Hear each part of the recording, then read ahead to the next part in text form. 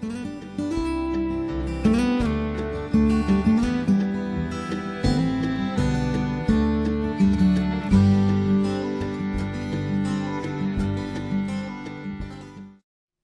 you all for tuning in for this episode here on the MIgardener channel. I wanted to remind you all that this episode was brought to you ad-free for 30 days by MIgardener.com, your #1 source for 99-cent heirloom, organic, and non-GMO seeds, and so much more.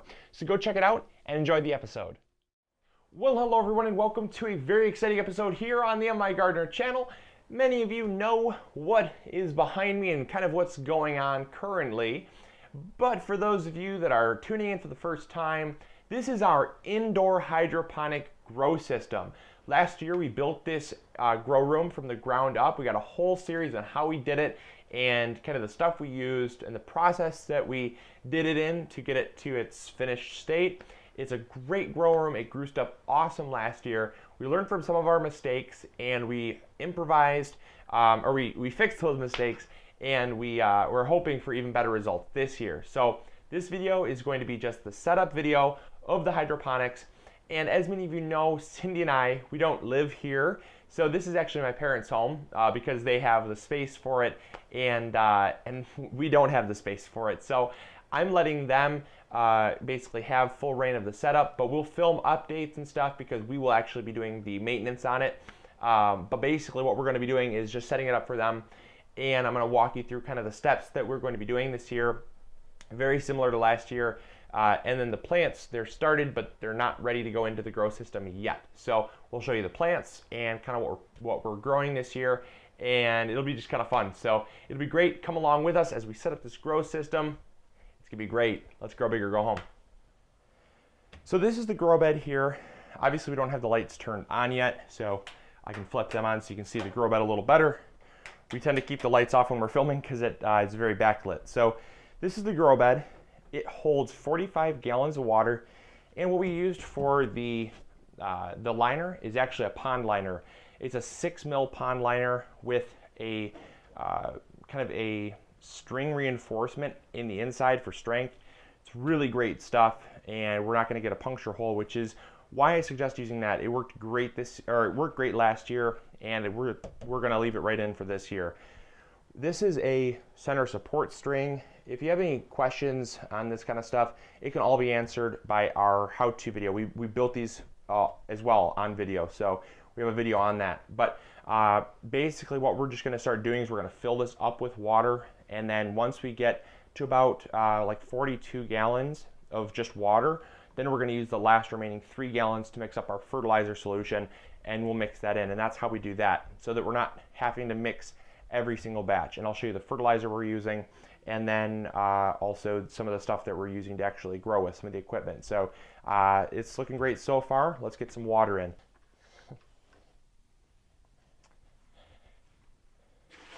So I did think it'd be important to mention as I'm filling this up, every year when we restart our indoor growing system, we tend to wash it out with soap and water, because that's going to give us the most sanitary environment possible. Because indoors, you don't have the conditions that you do outdoors. So a lot of the pests that come in indoors, they can thrive, and stuff like mites and mold and mildew and stuff, that's really difficult to combat in an indoors grow system. So we tend to keep it as sanitary as possible, and that way, by wiping it down with soap and water and keeping it really clean, we can cut down on some of those risks of the plants getting disease and then not being able to fight the disease and some of the pests that can be in here. So that's just what we do. We definitely recommend it, because we've seen some people that have commented that tried this system, and they said, like, my lettuce is just moldy as heck. And I said, well, what are you doing? What did you do? And they said, well, we've been growing in this for probably 3 or 4 years now, and we've never had this problem. And I'm like, yeah, that is the problem, is that if you never take care of your system, just like anything else, it requires maintenance. So that's just one of those little maintenance tips that's going to save you a big hassle in the long run. All right, so we are ready to mix up the fertilizer here. We have a 3-part mixture that we're going to be mixing up. And basically what we're going to be doing is blending a mix that is perfect for leafy greens. The problem is because we are using a master blend, and master blend is 4-18-38. And so when you have a 4-18-38, it's going to be very low on the nitrogen scale. So the problem with being really low on the nitrogen is the fact that plants, leafy greens specifically, require lots of nitrogen. It's good for a bloom booster because 18 and 38 are pretty high on phosphorus and potassium, but without that nitrogen, you're going to find that the plants are going to be very stunted and you're just not going to get the results that you're looking for. So what we have to do to supplement is we have to add calcium nitrate. That's going to increase the calcium levels, and it's also going to give the plant some calcium, which is going to add to the rigidity of the leaves. And then also we have here some Epsom salt. This is magnesium sulfate. This is going to add magnesium, which is going to help green up the plants, but it's also going to help with the sulfur levels, and sulfur increases the pH, or it increases the acidity, it lowers the pH. And that's going to help the plants because they like a little bit of an acidic environment. So we've ran the calculations here for our grow bed here, but it's going to be different for everybody. So make sure you measure out your grow bed and find the amount of gallons it takes to basically to fill up the grow bed. For every 5 gallons of water, we need 10 grams of the 4-18-38. Since our bed holds 40 gallons, we need 80 grams. Really simple calculation there. For every 40 gallons of, or for every 5 gallons of water, we need 10 grams of the calcium nitrate. And so we need basically a 1-to-1 ratio of the 4-18-38 and calcium nitrate. And so that also is made into 40 gallons. So we're gonna need 80 grams of that and 80 grams of the 4-18-38. Then coming down to Epsom salt, it's basically 5 grams of Epsom salt to every 5 gallons of water. And so make it really simple for you. It is 1 part 4-18-38 to 1 part calcium nitrate to 0.5 parts Epsom salt, or a half part Epsom salt. And basically that's going to equal roughly, you got roughly 200 grams here. So there'll be a little bit of variance, but it won't be that big of a deal. So we just basically rounded all the numbers up to make them really nice and simple. So basically we're looking for 200 as the lucky number. So let's start pouring them in. Looking for 80 grams. Oop, a little bit over there. Okay. All right, 80 right on the dot, okay.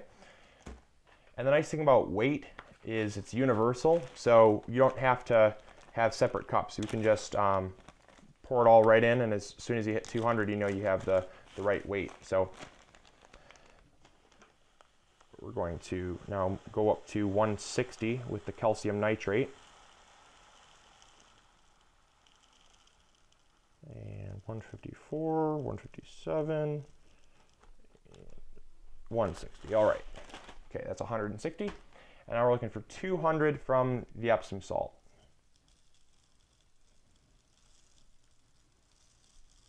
Oops, I probably should have squeezed it a little bit there, losing some. All right, almost 190, 197. Oh, whoa, okay, 198. Okay, 200. Okay, so now we're going to mix this in to our water solution.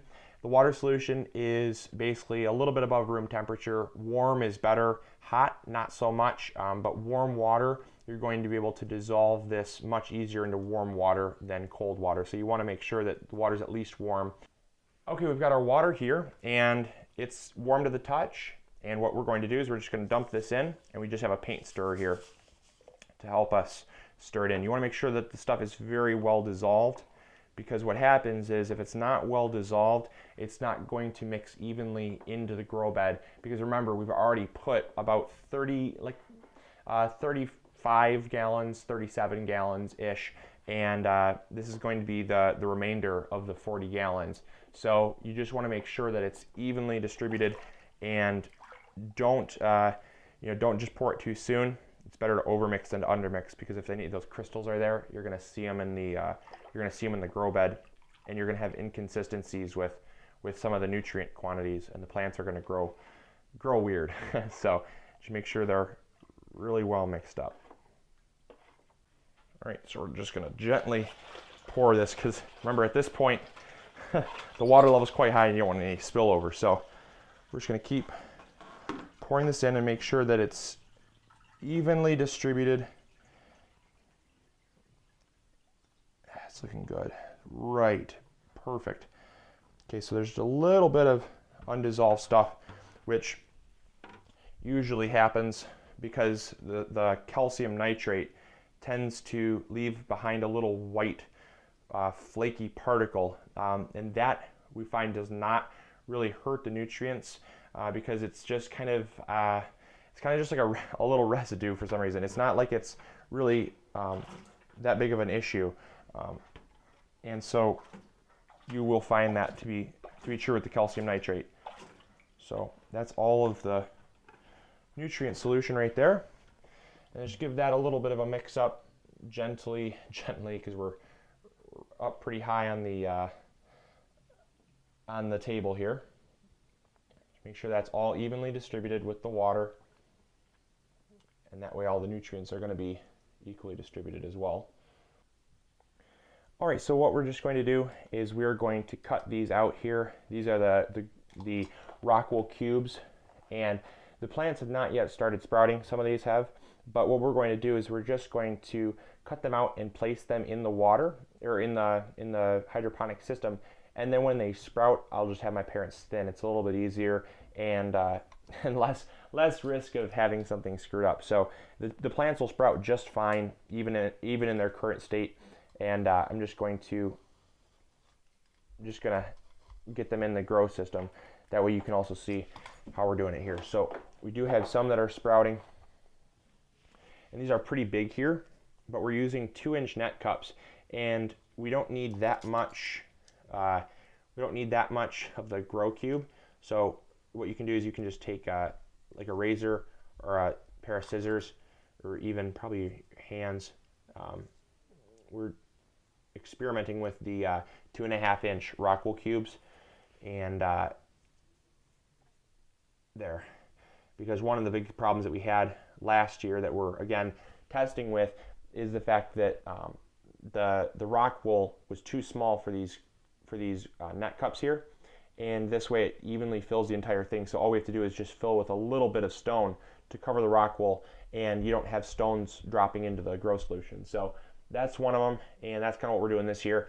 So there we go. We are all filled in. All the net cups are put in. What we're just going to do is let them grow, and then as they kind of mature a little bit in maybe 3 or 4 days, we're going to see which ones are the healthiest, and we're going to select out the healthiest plants. And then that way we're just going to have one plant growing instead of like 4 or 5. But the reason why there's 4 or 5 is because when we start the seedlings, we actually have a tutorial on how to start seedlings for hydroponics. You want to make sure that you plant enough so you're not wasting the rockwool. So we plant 4 or 5 seeds in there. Sometimes we get 100% germination. Sometimes we only get, like 25% germination and only one will sprout. So it just makes sure that you're always going to have something. So we're going to do that, and we should be good to go. So there you go. That is the setup for the hydroponics. I'm very pleased with it, and we're going to keep you all updated on how it grows. Alrighty, so that is it for the hydroponics startup. I hope you all enjoyed. Hopefully you all learned something, and again, if you are growing big, wherever you are, I commend you on that. It's something that everyone should be doing, and if you are, we'd love to see the pictures. Post them over on our Instagram or our Facebook, or even share with us on Twitter, because we love to see what you're growing. And also, I do want to remind everyone that we do have a video on a very small hydroponic setup, and we're going to be doing more on kind of a desktop hydroponics coming very soon, and that's going to be coming your way in the near future. We do have some smaller setups that we've already done videos on. I recommend going and checking those out. I'll post all the links in the description box below, and we also have the cards that you can check out for a very simple $5 setup, because I realize not everyone has the space for this big of a setup, and so I want to make sure that everyone's having the information to grow big or go home, regardless of how much space you have. So stay tuned for more episodes on the way. I'm really excited for this series, for this indoor growing series, and hopefully you all are enjoying it as well. So I hope you all enjoyed. Hopefully you learned something new, and I'll talk to you all later. This is Luke from the MIgardener channel. See ya. Bye.